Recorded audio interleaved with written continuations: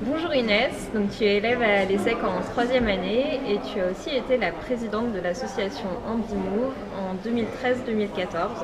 Donc quelles sont les raisons qui t'ont poussée à devenir présidente?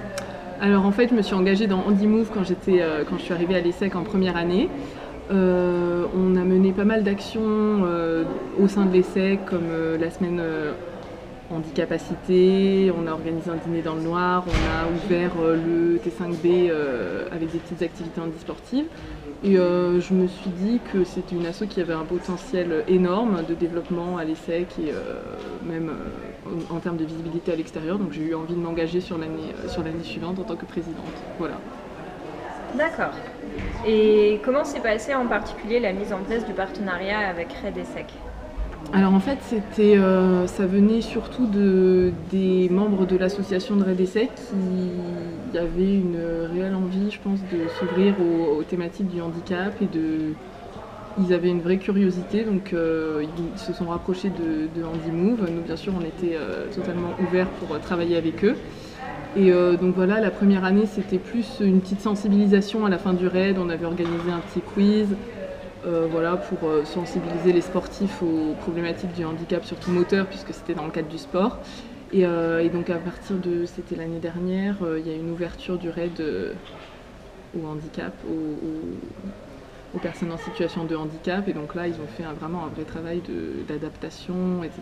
Donc nous, on était là en appui, en soutien, et voilà, on a travaillé en partenariat. Et justement, qu'est-ce que tu penses de cette ouverture du RAID aux personnes, aux sportifs handicapés? Ouais, je trouve que c'est une super initiative. C'est dans la continuité de leur travail. Enfin, ils font déjà un travail assez bluffant sur l'organisation du raid. L'ouvrir aux handisportifs, c'est vraiment dans une logique d'adaptation, d'ouverture, Enfin, ouais, pour moi, c'est dans la continuité logique du travail que fait le raid. Et franchement, je trouve ça une super initiative et que c'est très bien mené. Voilà. Très bien. Bah, merci beaucoup d'avoir répondu à mes questions. Comment et quand l'idée du parcours handisportif pour le Red Essec a-t-elle émergé? Ça a commencé il y a 2 ans, en 2013.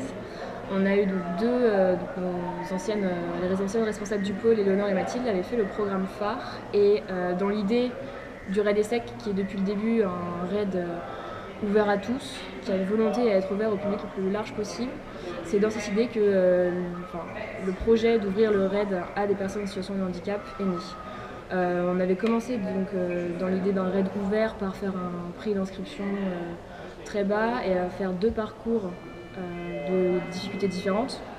Donc 35 km, ce qui est vraiment très court pour un raid, notamment sur un format d'une journée. Donc du coup, ça avait vocation vraiment à attirer un public vraiment très large et pas seulement des sportifs qui cherchaient la compétition. Et dans cette idée, du coup, on s'est dit on va passer un pas plus loin et aller chercher un public qui est encore vraiment pas du tout touché et pas du tout recherché dans ces événements sportifs, notamment dans la sphère étudiante. Et c'est pour ça que grâce à Éléonore et Mathilde l'année dernière, qui avaient fait le programme phare, donc qui est, je précise peut-être, un programme d'accompagnement de lycéens en situation de handicap pour les aider à préparer des concours aux écoles de commerce. Elles avaient déjà été sensibilisées donc, au handicap et étaient vraiment investies dans la problématique. Et c'est grâce à elles que l'idée a émergé et qu'elles ont lancé le programme donc, du coup, pour la première édition du RAID l'année dernière et la deuxième cette année. Quels sont les obstacles que vous avez rencontrés pour sa mise en place? Alors, les obstacles, d'abord le manque de connaissance du sujet. On était complètement. Éléonore et Mathilde avaient suivi le programme phare, du coup elles étaient sensibilisées au handicap, mais on ne savait pas à qui s'adresser, quel partenaire choisir, où aller chercher les sportifs en situation de handicap qui puissent être capables ensuite de courir un raid. Donc ça c'était le problème majeur. Et puis aussi ensuite quel matériel adapter, parce qu'on voulait au départ ouvrir à des handicaps moteurs aussi. Et ensuite après on s'est rétracté parce que ça demande beaucoup de matériel qu'on ne maîtrise pas et qui coûte cher. Donc on s'est limité au handicap sensoriel.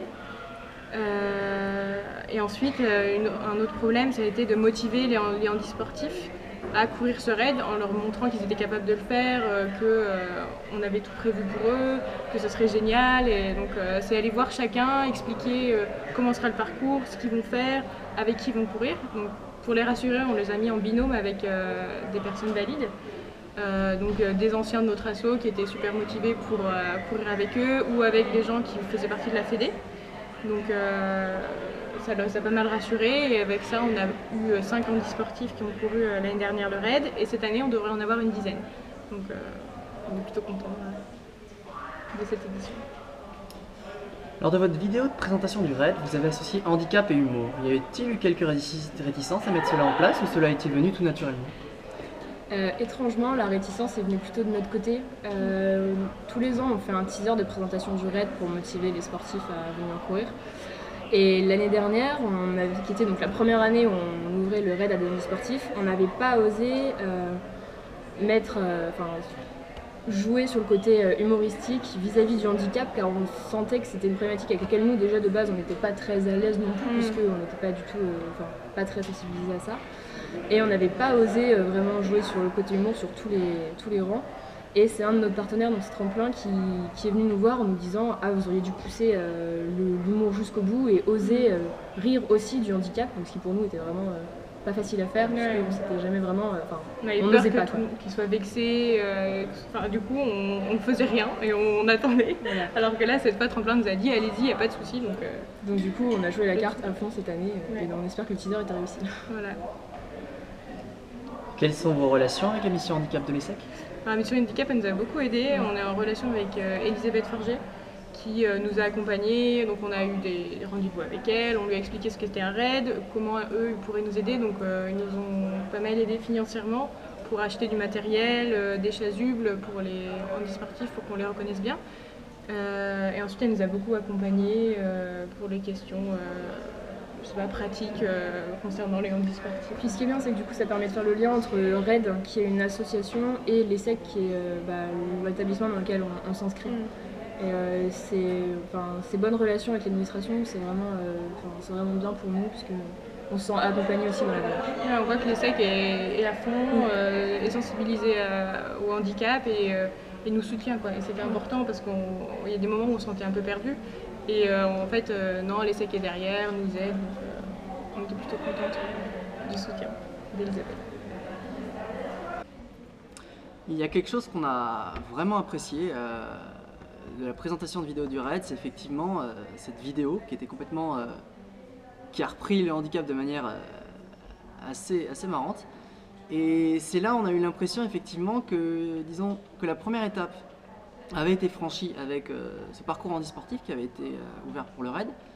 Et là, on a carrément on a franchi la seconde étape où on a démystifié. On n'est plus dans l'idée de on va aider les handicapés parce que c'est bien, parce que ce genre de choses.